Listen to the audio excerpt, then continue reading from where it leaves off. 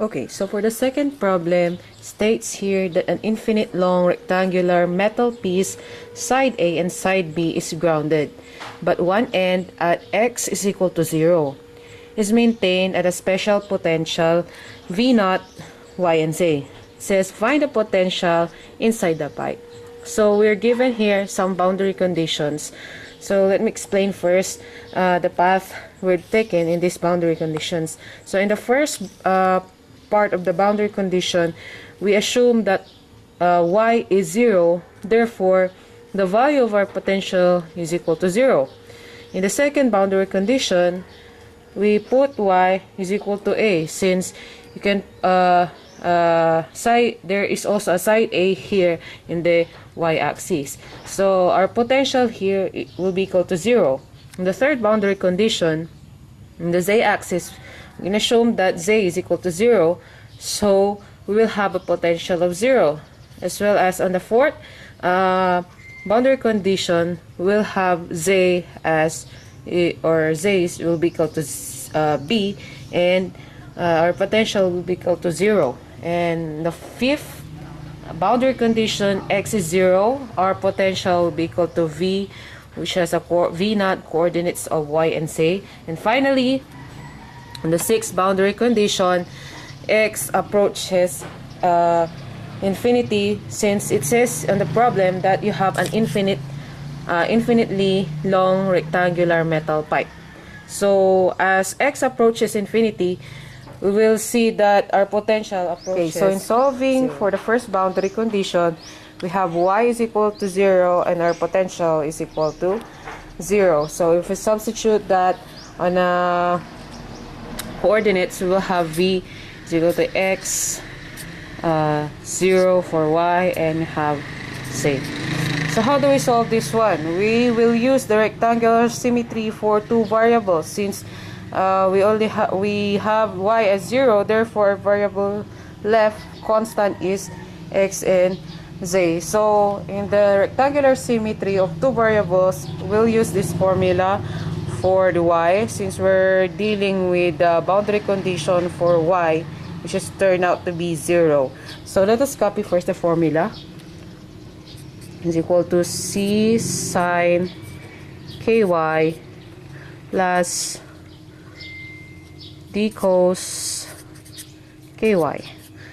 Our next movement is we substitute 0 to y, so we'll have c sine k times 0 plus d cos k times 0. So if we calculate the sine of 0, since if you multiply 0 to k, it will equal to 0. Therefore, sine 0 will be equal to,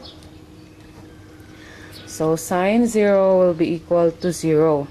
So c times sine k0 is equal to 0, plus, if we multiply k to 0, we'll have a value of 0. So if we have a cos of 0, we'll have 1. So d multiplied by 1.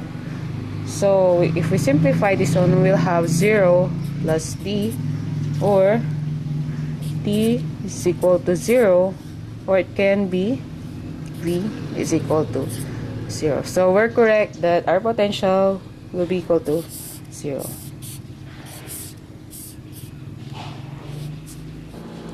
Okay, so now let's solve for the second boundary condition where y is equal to a and our potential will be 0, or we'll prove that our potential is 0. So we will use a formula of the rectangular symmetry, which is 3 variables. Why 3 variables? Because y it has already a value, like in the first it's 0, so it will look like a 2 variables. So here we have 3 variables, here we have 3 coordinates. So we will just include or copy this formula. Okay, so let's copy. You have v x y z is equal to a exponent of square root of k squared plus l squared x plus b exponent of negative square root of k squared plus l squared x multiplied by c sine ky plus d cos ky multiplied by e sine lz plus f cos lz. Since we're dealing with y only, I'll just cancel cos for the x. We'll cancel the cos for the x. So we are left with the y coordinates. So we have v is equal to x a now for y, and z will retain it, but we'll just cancel the x so that we will not be confused. Let's just assume that x is constant, which is 1. Okay, so let's copy this one, the y part, and let's substitute a to y.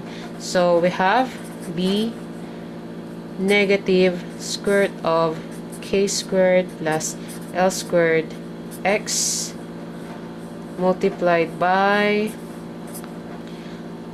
c sine k. Instead of y, we'll have a, and finally we have e sine lz. Okay, so we want the sines, the y-axis part, to be present and the absence of the x-axis part. So if we manipulate this one, we will assume that we're getting the value for potential as 0. If we want our potential to become 0, we'll assume that sine Ka is 0. So assume that sine Ka is equal to 0. So if we assume that, we just substitute this assumption. So we'll have b e negative square root of k squared plus l squared x multiplied by c, and 0, c times 0 is 0, and e sine lz. If we multiply be to the product of c times 0, which is equal to 0, and multiply it again to e sine lz, we'll have a potential of these coordinates as 0. So we prove that the potential will become 0. So this is okay. So let's have the third boundary condition, where say now is equal to 0, and we expect that our potential be equal to 0. Like the first boundary condition, we'll use the rectangular symmetry second variable. So here we'll just use for the only for z, not y, not x, just z. Okay, let's copy the equation. So we have v is the coordinates are x, y, and have 0. So we'll have two coordinates with respect to z. So we'll have e sine lz plus f cos lz.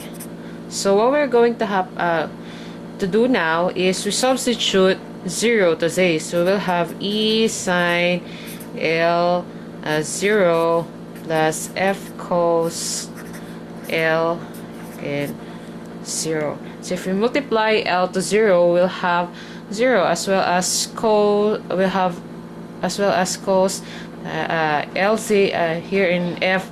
We'll multiply l to 0. We'll also have 0. If we calculate the sine of 0, we will get 0 as well. If we get the cos of 0, we will get 1. So therefore, e sine L0 will become 0. This will become cos L0 is 1. So we're left with E times 0 plus F times 1. We'll have 0 plus F, or we'll have F is equal to 0.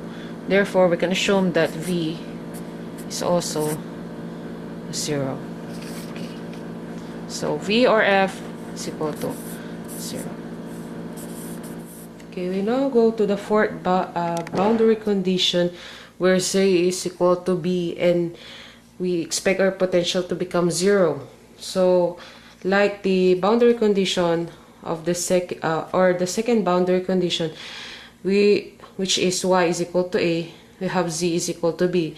So the formula to be used is the rectangular symmetry of two variables, since V's coordinates are X, Y, and Z to be B. So the formula to be used here is AE square root of K squared plus L squared X plus B exponent of negative square root of K squared plus L squared X multiplied by C sine KY plus D cos KY times E sine LZ plus F cos LZ. So in this part, we'll also take the sine part here so that we can manipulate it easily. And the Z part, we'll just have to use the sine. So if we try to use the sine, we'll just put BE negative square root of K squared plus L squared X multiplied by C sine KY times E sine LZ. Okay, our next movement will be we assume that sine LZ is equal to 0, just like we did in the second boundary condition. So we assume that sine LZ is equal to 0. So if we assume that sine LZ is equal to 0, therefore we will have an equation of BE negative K squared plus L squared X multiplied by C sine KY. Retain the values of X and Y, and we will just substitute or multiply E to the value of sine LZ, which is equal to 0. So E times 0 is 0. So 0, if we multiply the product 0 to C sine KY and B exponent of negative square root of K squared plus L squared X, we will have a product of 0. So at this coordinates, will have a value of the potential 0. Okay, so let's have the fifth boundary condition where X is equal to 0 and our potential is equal to the V naught coordinates of Y and Z. So to solve this problem, we just have to use another sets of equation so that it will be easy for us to manipulate things. So let's just have V, X, Y, and Z. So the formula we're going to use is equal to the summation of n is equal to 0 to the infinity, and the summation of m is equal to 0 to the infinity over the constant nm exponent of square root of k squared plus l squared x, and negative here. So we'll just like getting the y part of the rectangular symmetry. Recall that c can be equal to a exponent of this one, a exponent of square root of k squared plus l squared x, plus b exponent of negative k squared plus l squared x. We're just getting the be here, but we just change it into c and m, and also we'll just multiply it by the y part or the sine part. So we'll just have to put the sine ky, will not include c since it's a constant, can never change that, as well as the sine lz for the e. So how do we solve this one? We just have to manipulate things from the previous boundary condition. For example, if we have to find k, so recall that we have ka on the first boundary condition, and it can be equal to any number from 1 to 3 or so on, 1 2 3 and so on, and multiplied by pi. So if we want to get the k, just have to divide k to a, ka to a. To cancel, we'll just have to get k is equal to n pi over a. And if we want to get the L here, we'll just have to recall the formula again from the previous boundary condition, just like before. So if I remember it correctly, we have L b is equal to, let's just put m so that we won't be confused, m times pi. B is from the z axis and a is from the y axis, so we divide both sides by b to get L. So we have L is equal to m pi over b. Okay, so we already know what we're going to put here to get the formula. We want to left things out to y and z coordinates.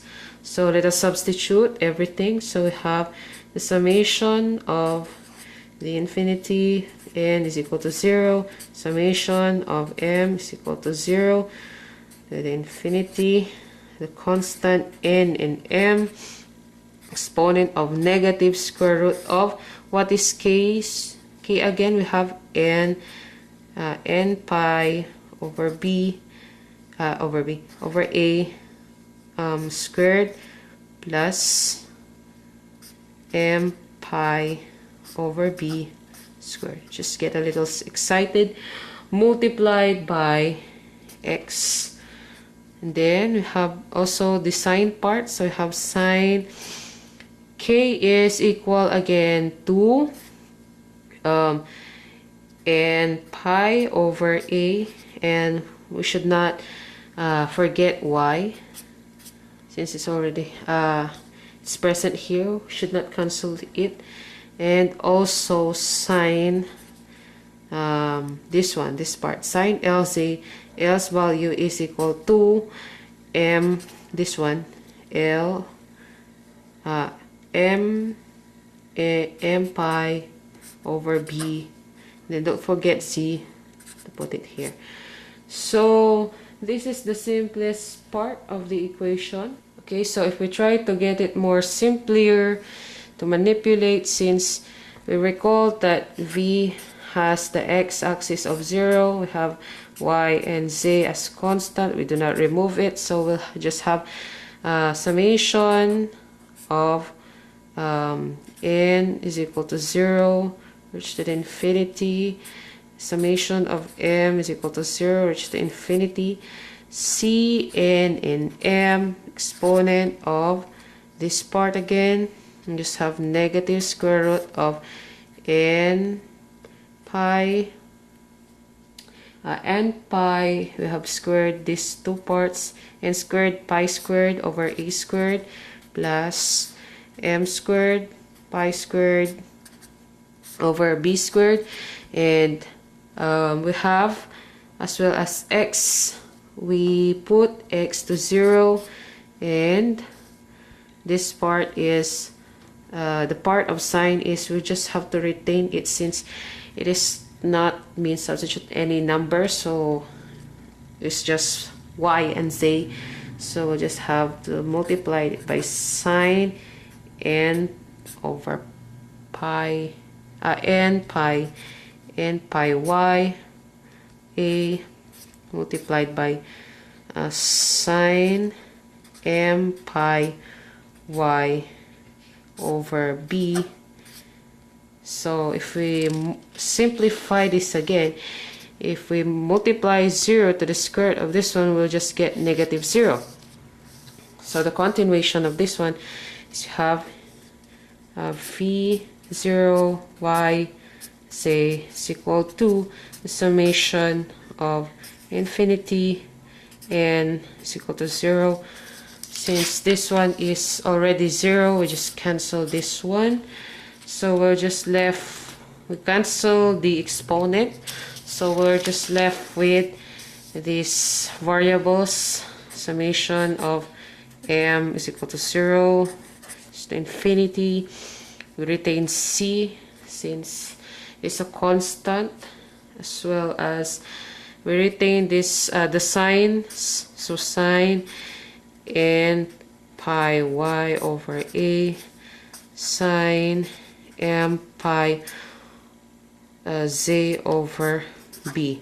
So if we simplify this one, it will result to v is equal to 0, y and z, or also this will also be equal to v, which is this one, sine of y.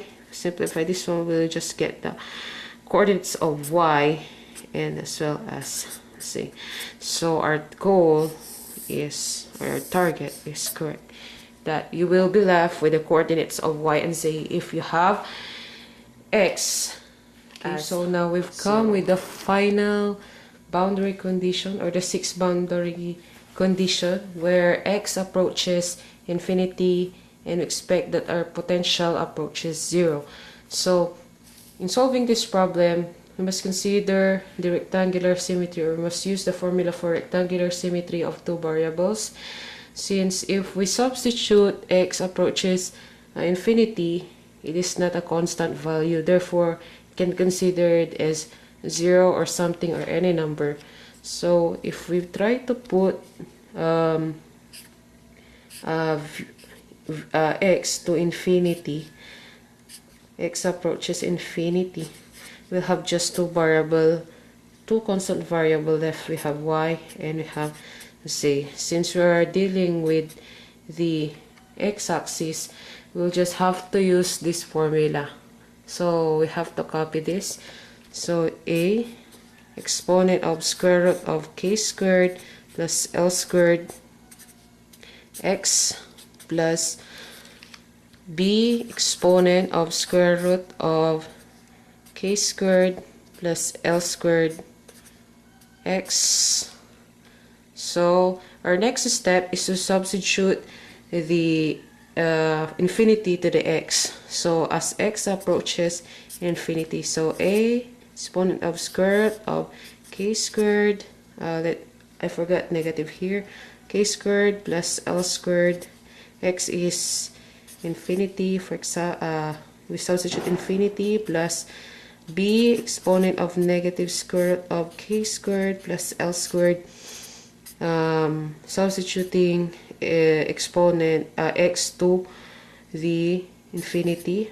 So just have to manipulate this equation. So we'll have ae square root of k squared plus l squared is, we have k plus l. We assume that the infinity is 0. It will be multiplied to this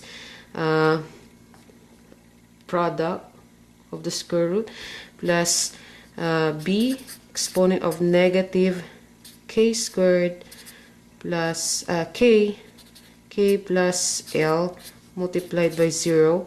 If we multiply 0 to these equations, we'll just get 0. So a exponent of 0 plus b exponent of negative 0. We know that exponent of 0 is equal to 1. So a times 1 plus b exponent of negative 0, probably undefined or equal to 0 as well. So we'll just put 0 here. So if we multiplied a to 1, we'll have a. And if we multiplied b to 0, we'll have 0. A now is equal to 0, or v now approaches 0. So this is true or proven. The answer is